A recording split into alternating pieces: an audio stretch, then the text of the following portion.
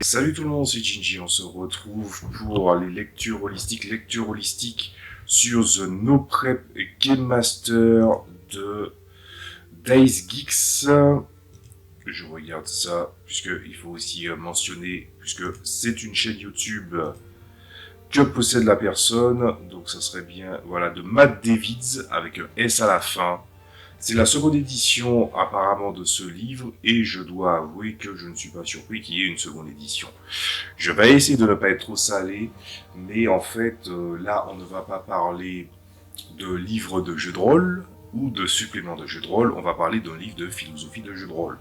Alors, contexte, comme la plupart des livres que j'achète au vu des posts que vous me voyez poster de temps en temps pour ceux qui les voient, je suis sur DriveThru, je pars en concert un truc et soudainement il est apparu, et on va dire une bonne partie du temps où je l'ai vu sur DriveThru, il était en promo. Voilà, c'est-à-dire qu'il coûte à peu près 3 dollars, donc ça fait un peu moins de 3 euros. Et normalement, il était censé être 5 euros, donc 5 dollars, donc moins de 5 euros. Vous avez compris un peu le délire. Donc, on va pas faire le tour en détail de ce genre de livre, puisque ce genre de livre, il a plutôt tendance en fait à parler justement d'un aspect philosophique des pratiques de jeu et venir paraphraser ce livre pourrait être facile, peut-être même trop facile, et du coup je me suis dit que je vais explorer certains points et ça sera à vous le juge pour savoir si vous allez vous intéresser à ce livre ou pas, tout en sachant que ce livre il est en anglais. Donc voilà, maintenant j'ai décidé que par défaut, si le livre il est en français, je dis il est édité où, voilà.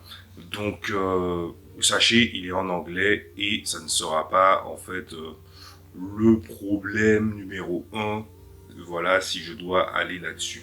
J'essaie de pas trop défoncer les livres de philosophie, puisque la dernière fois que j'en avais analysé un, je crois que c'est The How to be a Great Master Like a Motherfucking Boss, que j'ai trouvé assez indigeste, on va dire. Mais allez, on va essayer d'y aller, on va parler du truc. Donc, la notion de préparer ou de ne pas préparer. Alors, on va commencer déjà par la base, c'est-à-dire quel est mon point de vue sur l'idée de la préparation. On l'a vu en 2025 avec deux vidéos. Une vidéo que je mets en application ce que je fais en matière de préparation, c'est-à-dire que je vous montre un scénario et je vous explique la philosophie qu'il y a derrière. Ensuite, il y avait la vidéo d'avant, je me souviens plus dans quel ordre c'était, où je parlais de la préparation. Normalement, je vais mettre les vignettes pour que vous puissiez identifier les vidéos. Quel est mon point de vue sur la préparation? On n'est pas obligé de préparer, mais préparer, c'est bien. Le problème que les gens ont avec la préparation en se basant sur ce qu'ils ont en fait déclaré, que j'ai vu sur des Reddit, que j'ai vu dans des vidéos YouTube, ou que même des individus sont venus me parler, soit parce qu'ils étaient autour de ma table, soit parce que j'ai parlé de jeux de rôle brièvement avec certaines personnes, c'est le truc qui revient, c'est que c'est chiant la préparation. La préparation n'est pas tellement une question de temps, c'est plus une question de méthode. Ça ne surprendra personne et pourtant, il y a des gens qui disent qu'ils n'ont pas envie de préparer. Voici mon ressenti sur la préparation. T'es pas obligé de préparer, mais préparer c'est bien. Et je prends aussi pour principe que il y a une différence entre la préparation et être prêt. Être prêt, ça veut dire que tu maîtrises ton système, tu connais les pages clés qui vont te permettre de parcourir, tu es capable de t'aiguiller facilement à l'aide de l'écran de meneur de jeu s'il est à disposition. Si jamais il y a des règles qui sont trop difficiles à parcourir, à quelle vitesse es-tu capable de résoudre un incident? Je dis pas un problème, je dis bien un incident, c'est-à-dire un incident de joueur à joueur, de joueur à meneur de jeu, de problèmes de structure de règles, et aussi, par exemple, des fois, on a bricolé une règle maison qui a aidé dans une situation, dans l'exacte situation similaire, donc pas vraiment exacte, il y a là une résolution qui est différente, un joueur te le mentionne, qu'est-ce que tu fais? C'est ça, être prêt. Tu dois être prêt à parcourir les informations, donc faire appel déjà à ton savoir, ensuite à ta sagesse et ensuite déjà aussi à être capable d'endosser le rôle de meneur de jeu, c'est-à-dire de savoir qu'il y aura des hauts, des bas, essayer d'arranger les choses et aussi de prendre les bonnes décisions sur le long terme à ta tablée. Voici mon ressenti là-dessus. Alors de quoi parle le livre? Déjà, il parle déjà de la posture du meneur de jeu, de son expérience, et il a dit quelque chose que n'importe quel meneur de jeu qui a déjà un peu roulé sa bosse peut dire, c'est-à-dire que il y a des gens qui ont découvert le jeu de rôle grâce à lui, il y a des gens qui ont voulu continuer à jouer le jeu de rôle avec lui, il y a des gens avec qui il a joué le jeu de rôle, ils sont allés, ils sont venus, il y a des gens avec qui ça ne s'est pas bien passé parce que ils n'ont pas d'atome crochu, ou etc., etc. Et il y a des gens qui lui ont dit en face, je ne jouerai plus jamais au jeu de rôle avec toi ou de ma vie. Voilà. Donc c'est un très très large spectre et c'est quelque chose qui arrive avec quelqu'un qui a énormément de bouteilles. On a des hauts, on a des bas, on a des systèmes qu'on a maîtrisés à certains endroits et pas d'autres. Il y a des moments où on reprend des parties et après en fait on revient bien des mois après et le ressenti n'est plus le même. Il y a énormément de facteurs. Ensuite, il parle d'un phénomène qui relève en fait de ce qu'on pourrait appeler la sacralisation du meneur de jeu.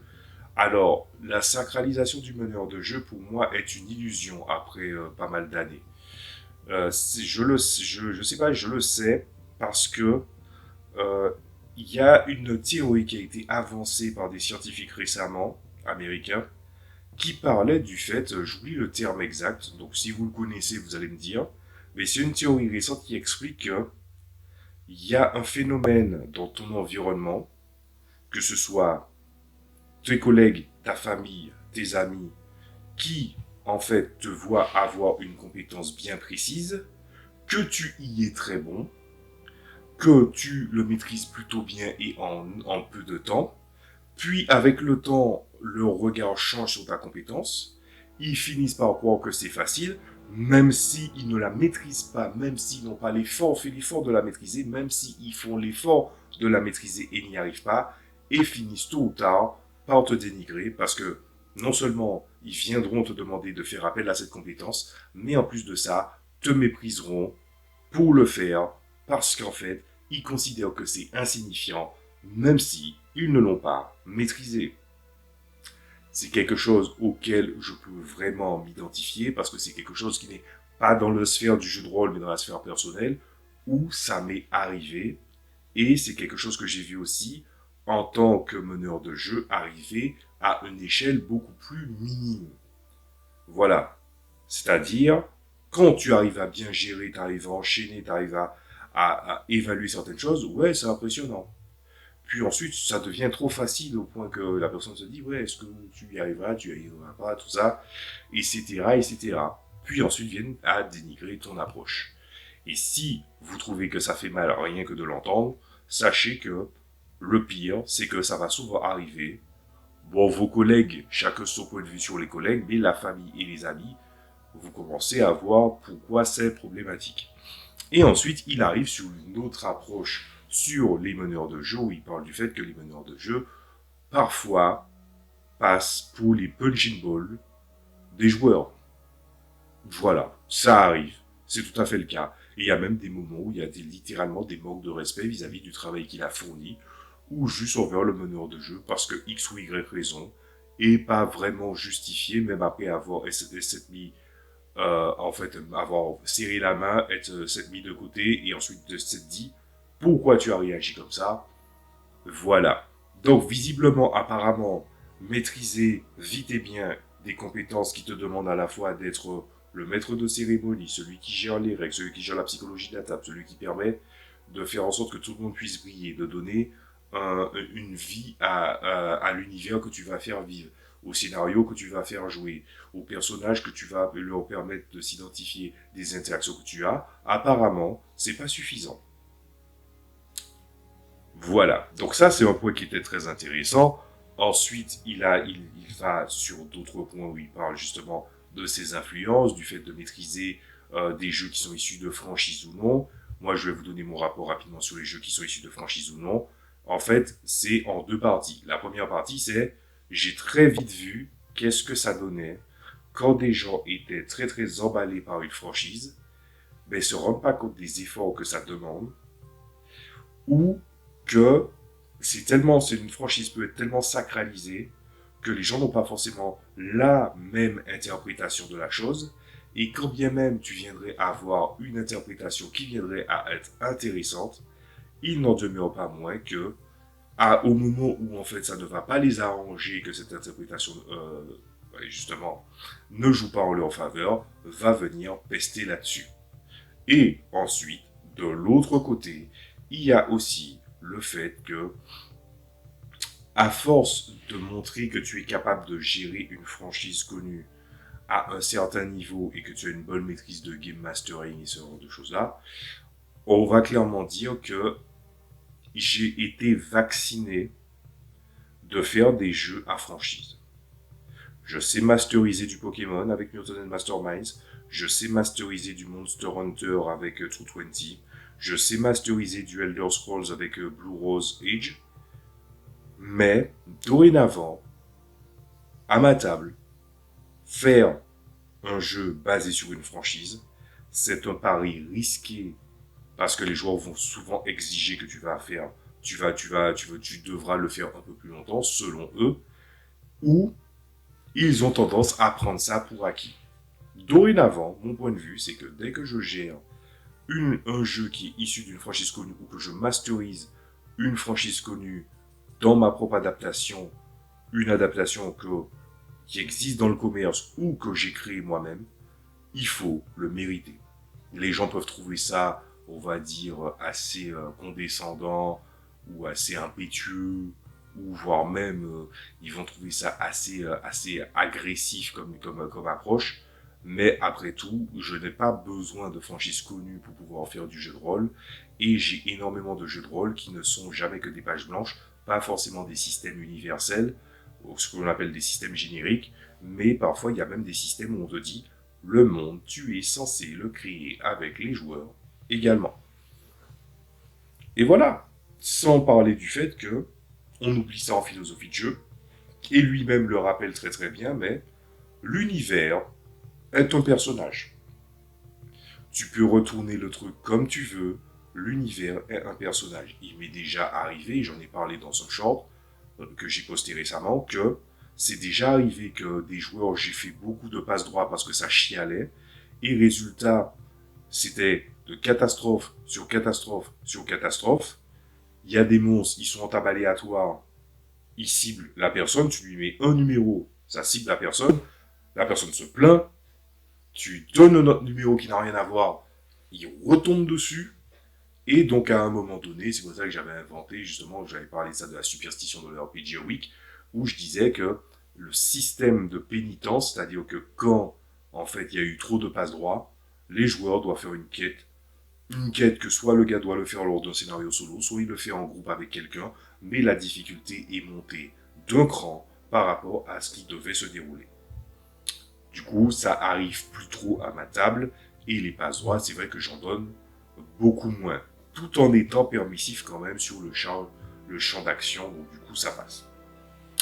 Alors, qu'est-ce qu'il nous reste encore? Il nous reste encore l'approche où en fait il y a dans la construction de l'idée de préparation une part qui est dédiée à la culture, et c'est tout à fait vrai, puisque je rappelle, dans ma lecture holistique, je réagis à un large spectre, c'est-à-dire la personne qui n'a jamais joué au jeu de rôle de sa vie, et quelqu'un qui maîtrise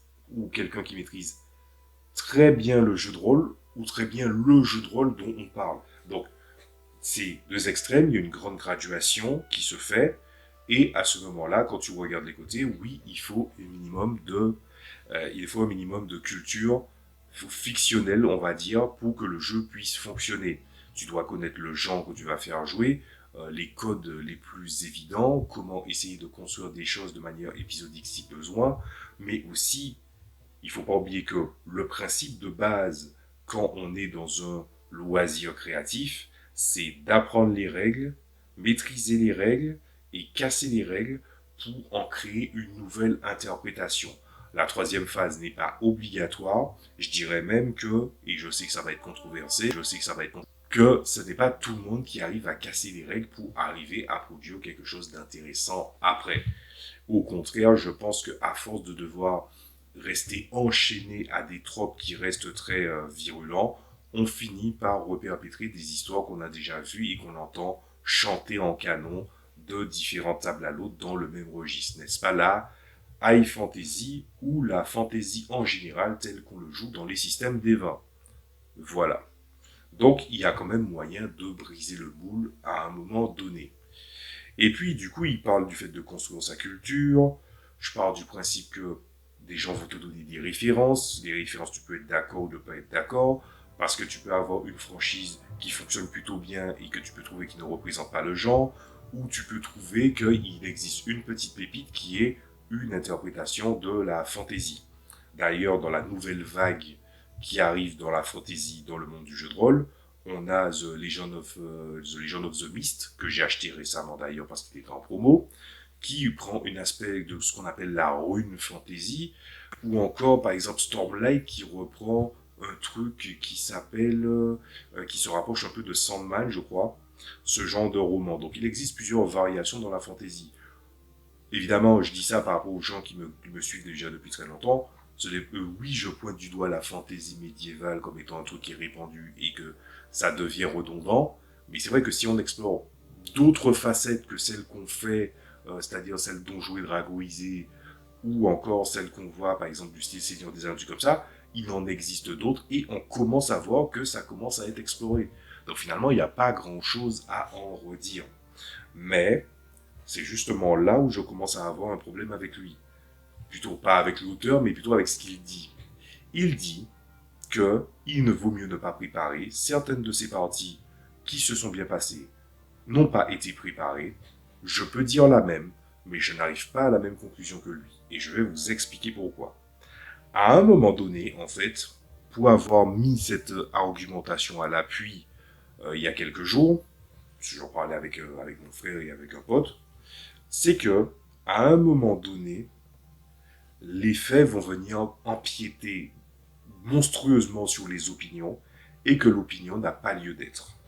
Et c'est justement là où les choses commencent, puisqu'ils sont arrivés finalement à la même conclusion que moi, c'est que il y a des choses qui sont considérées comme de la préparation. C'est juste que lui, il a mis l'emphase là-dessus, mais il s'est pas rendu compte que c'est de la préparation.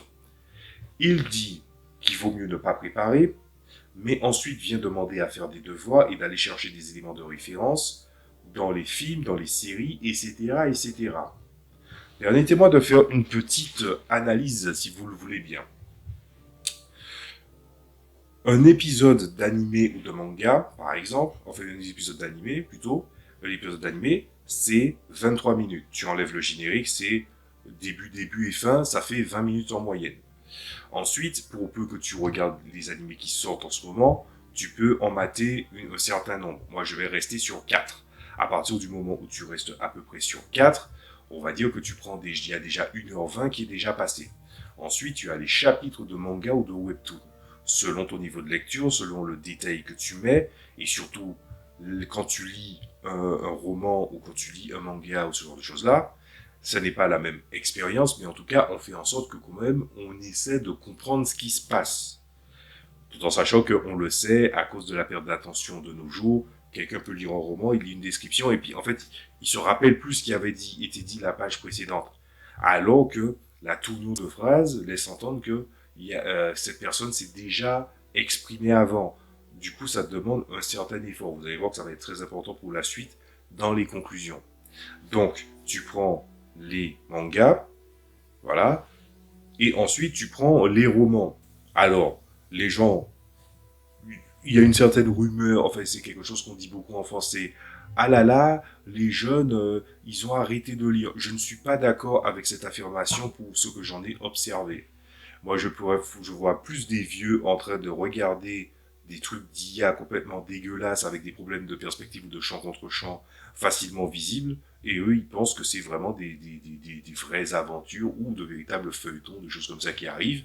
Tandis que je vois bien plus de jeunes ou de personnes, on va dire, entre 15 et 35 ans, voilà, qui ont un roman à la main, qui vient sur le chemin pour se déplacer et qui, en fait, peuvent très bien lire. Donc, il n'y a pas de problème avec la lecture.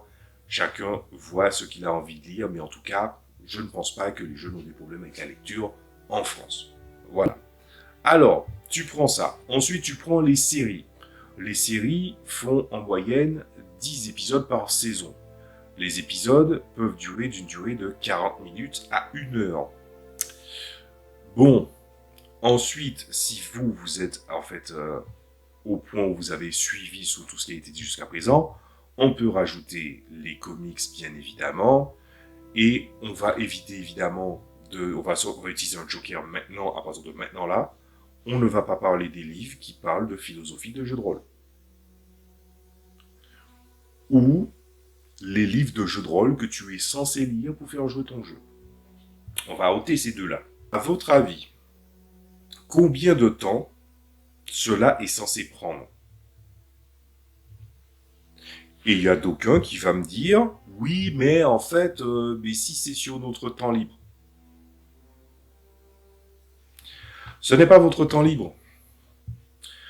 Vous devez, en principe, essayer de diriger ce que vous allez consommer pour but que vous soyez performant à la table. À partir du moment où vous le prenez dans cette optique, c'est automatiquement de la préparation. Et à partir de ça, c'est pour ça que je trouve que ce qui a été dit dans le livre par la suite n'est pas intéressant. Parce que de base, il part sur un postulat qui n'est pas bon en fait. Donc, une fois qu'on a continué avec tout ça, on pourrait aussi se poser des questions sur les questions qu'il faut se poser. Et tout au long du livre, et c'est dans les avantages du livre, il y a pas mal de questions qu'on devrait se poser qui sont disséminées au travers du livre. Pas forcément habilement, mais qui a été bien posé. Maintenant, je vais arriver à la conclusion. Ma conclusion, excellent sujet.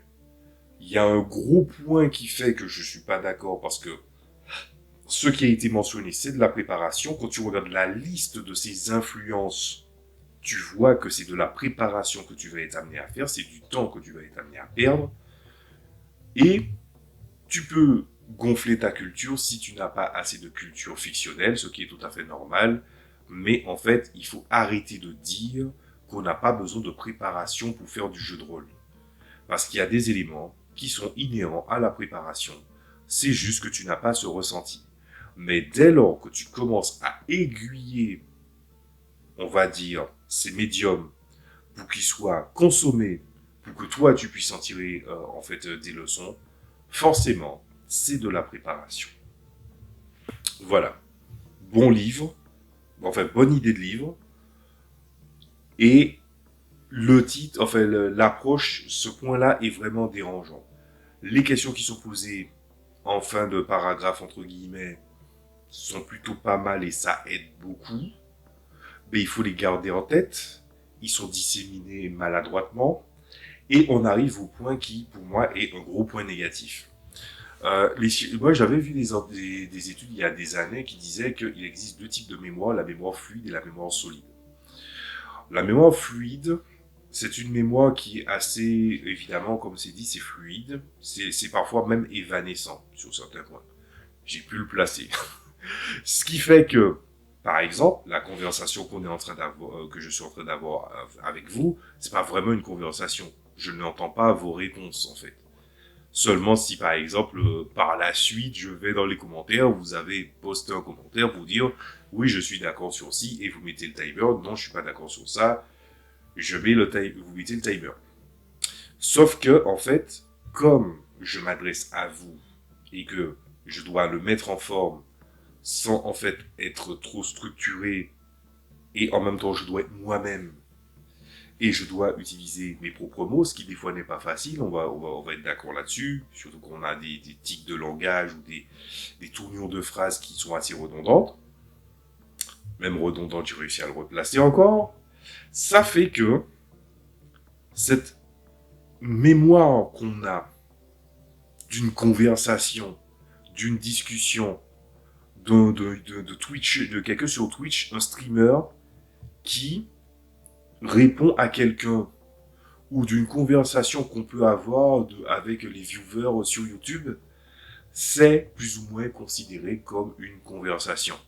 Ce qui veut dire qu'à un moment, votre cerveau, comme bien des cerveaux, mis à part de tête, je dirais ceux qui ont une mémoire eidétique et peut-être d'autres que je ne connais pas comme chose, comme symptômes ou de lien avec la mémoire. Mis à part ça, on va paraphraser. On n'aura pas un souvenir exact de ce qui a été dit mot pour mot. Sauf si ça nous a marqué, et ça nous a marqué au point que, en fait, ça a créé un pivot. Soit de notre manière de regarder les choses, soit de manière au regard de l'interlocuteur, etc., etc. On paraphrase tout le temps, on paraphrase beaucoup, surtout quand il s'agit de conversation. Ensuite, il vient la mémoire solide. Et la mémoire solide, elle venait pour moi, elle venait, je précise bien, je dis bien, au passé, elle venait d'une structure, on va dire, qui a une volonté, entre guillemets, immatérielle, où la chose a été écrite dans un air donné, que la personne va utiliser ses propres mots, mais en même temps va utiliser des accroches pour pouvoir amorcer votre réflexion. C'est pour ça que je pense, malgré le fait que ça ait l'air élitiste, mais ça ne l'est pas, qu'il y a une différence entre quelqu'un qui écrit et quelqu'un qui a l'âme d'un écrivain. L'écrivain va toujours chercher ces accroches immatérielles, que ce soit une scène, que ce soit un exemple qui va être fourni, que ce soit une grande question qui va être posée en fin de paragraphe, tout en sachant que dans le paragraphe d'après, il ne va pas répondre à ces questions parce qu'il a décidé d'axer ses informations sur un sujet autour du livre. C'est ça qui va faire qu'on va consolider ce qu'on appelle la mémoire solide. Pourquoi elle finit par se cristalliser? C'est parce qu'on va être heurté à des mots qui ne sont pas très souvent utilisés. C'est pas un problème de vocabulaire étendu, c'est plus que ce mot-là va vous faire percuter à cause de l'enchaînement de mots, de la structure, du champ lexical qui a été utilisé tout le long du paragraphe, ou encore on va utiliser ce mot très précis qui va parfois peut-être être au-dessus ou en dessous pour créer un euphémisme parfois, ou l'inverse, pour que vous puissiez avoir un déclenchement et qui va amener en fait une myriade de réflexions. Finalement, quelqu'un qui a une âme d'un écrivain, c'est quelqu'un qui inspire à la réflexion. C'est pour ça que dans les romans, il n'est pas forcément obligé qu'il y ait une fin, enfin une morale à la fin de l'histoire, ou une morale tout court dans l'histoire. Une histoire peut raconter ce qu'elle a envie de raconter, et que les thématiques, pendant tout le chemin que le personnage a eu, ou à certaines scènes bien précises, viennent explorer une thématique et ne pas y revenir. Ce n'était pas la morale de l'histoire, c'était la thématique du moment. Et ça n'empêche pas qu'un livre fonctionne. Il existe énormément de structures, mais grâce à cette manière de finalement de fertiliser de la réflexion, des émotions et aussi en fait une connexion entre tout ce qui a été amorcé autour du livre, ça fait que vous allez réagir et que cette réaction va vous demander une réflexion et que cette réflexion va cristalliser certaines de ces idées, certaines de ces questions et par la suite va persister parce que peut-être qu'à un moment donné aussi, vous aurez envie de les partager. Pourquoi je parle de ça du coup? C'est parce qu'en fait, le livre est écrit comme un youtubeur qui prépare l'écriture de son texte. Et c'est problématique parce que finalement, j'ai l'impression, même encore après l'avoir lu récemment, que je suis encore en train de paraphraser les choses et que du coup, c'est de la mémoire fluide. Ce n'est pas la seule fois que je vois ça, qu'il y a des gens qui écrivent, notamment sur un truc qui est typique des youtubeurs, de certains youtubeurs, pas tous, de vouloir écrire comme s'ils s'exprimaient et ils ne comprennent pas que c'est une très mauvaise idée. Parce que je me permets de vous dire ça. Je vais poser cette question.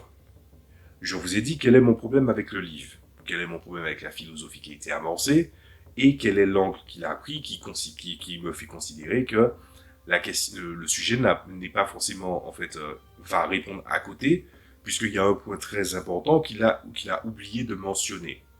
ou qu'il a peut-être même pas considéré. En sachant que je vous ai dit ça, est-ce que vous aurez envie d'acheter le livre? Voilà. C'est juste ça, en fait.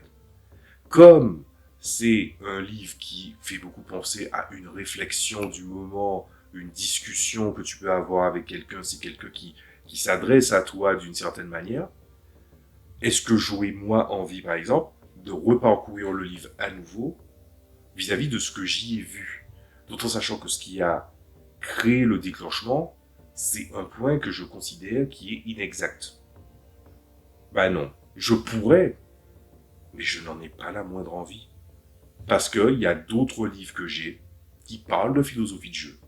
J'avais parlé de How to be a Great Master like a Motherfucking Boss, dont je n'ai pas aimé l'écriture, mais pourtant, l'écriture de ce livre que j'ai mentionné avant se rapproche déjà beaucoup plus d'une écriture, on va dire, j'aime pas ce mot, mais classique, qui fait que ça va susciter certaines réactions, mais le moment où justement le livre, je déraillais pour le livre en question dont le nom est trop long pour pas grand chose, c'est que dès qu'il commençait à avoir une opinion personnelle, ou qui voulait nous faire rendre, ou il faisait, en fait, il sortait de cette espèce d'identité d'univers dans lequel il nous faisait rentrer. Dès qu'il en sortait pour parler et s'exprimer personnellement, je déraillais. Le livre, je l'ai lu en 3 fois. Je l'ai pas lu 3 fois, je l'ai lu en 3 fois. J'ai lu le livre, percuté un truc. C'était pas, j'ai percuté sur la partie où il s'exprimait personnellement. Ça m'a pas intéressé. Ça ne m'a pas nécessairement plu. Mais plus que tout ça, ça ressemble à une conversation. Donc du coup, fallait que je revienne. Puis ensuite, après avoir vu ça, je me dis, ah, j'ai peut-être paraphrasé un truc. Et puis en fait, on retourne sur quelque chose d'autre. Etc. Etc. C'est même pas, on pourrait même pas dire que c'est un livre c'est même pas pour dire que c'est un livre que je recommanderais de base. J'avais juste envie d'en parler parce que c'est un livre que j'ai acheté et que je trouvais qu'il était plutôt présent, en fait, autour de Drive-Thru. Donc, je me suis dit, ça serait bien que je parle aussi des livres que j'ai eus. Si un livre est vraiment mauvais ou quoi que j'en apprenne rien, je n'en parle pas. Évidemment, j'ai des livres de jeux de rôle dont je n'ai rien appris et qui sont mauvais et dont je n'ai pas parlé. Parce que le but n'est pas de faire la culture du clash en cherchant le jeu le plus minable possible. J'ai arpenté certains livres et ensuite il y a des jeux qui m'ont intéressé, il y a des jeux qui m'ont pas intéressé. S'ils m'ont pas intéressé, il y avait des points intéressants. S'ils sont intéressants pour moi, il est peut-être pas pour vous. S'il n'est pas pour vous, il est peut-être pour moi. Il faut qu'il y ait en fait un échange viable. Ce livre, je vous en parle, peut-être qu'il va vous plaire. Mais posez-vous cette question, est-ce qu'autour de tout ce qui a déjà été dit là, ça vous donnerait envie de l'acheter? Je ne peux pas vous dire à qui je le recommande, parce que même quand je dirais peut-être que c'est pour un lecteur moderne, je crois même pas au fait que ce soit fait nécessairement pour un lecteur moderne. Je pense que l'écriture est moderne vis-à-vis du fait que de comment la personne exerce en fait sa manière de s'exprimer. Mais il n'est pas moderne dans la définition moderniste qu'on pourrait trouver dans un roman ou dans un livre. Donc c'est problématique. Et voilà. C'est tout ce que j'avais à dire là-dessus. C'est un peu long, mais je pense on pouvait tirer des leçons de ce qui a été dit. Donc c'est tout ce que je peux souhaiter, que vous ayez trouvé en fait, des éléments de réflexion, ou peut-être même que ce livre, à l'inverse, ce que je vous ai dit vous a intrigué, et vous avez envie de l'essayer, parce que le livre il n'est pas si cher en fait. Vous pouvez très bien aller sur Drive-Thru et le prendre. Et puis si vous êtes à l'aise avec l'anglais, c'est comme je l'ai dit, c'est un anglais qui est parlé, c'est pas un anglais qui est très sophistiqué. Voilà, il y a des moments où j'ai des termes qui sont assez soutenus, je pense que vous le remarquez. C'est dans mon naturel, hein, ça revient toujours au galop, mais bon, vous comprenez où je veux en venir. Donc ça sera à vous de me dire ce que vous en avez pensé. Et attendez-vous à ce qu'il y ait pas mal de lectures holistiques, parce que j'ai l'intention de faire des remakes de certaines lectures holistiques que j'ai faites, en bonne forme cette fois-ci. Et aussi, j'ai aussi l'intention aussi de commencer à chercher d'autres sujets, notamment autour de la fiction, puisque, bon, parler du jeu de rôle, ça va bien 2 minutes, mais le jeu de rôle, il évolue, mais je pense que l'idée de la fiction évolue aussi, et pas nécessairement dans le bon sens. Je vous dis à la prochaine fois, passez une bonne journée, bonne soirée, bon appétit, dépendant de l'heure à laquelle vous regardez cette vidéo. Je vous dis à la prochaine fois. Salut à tous.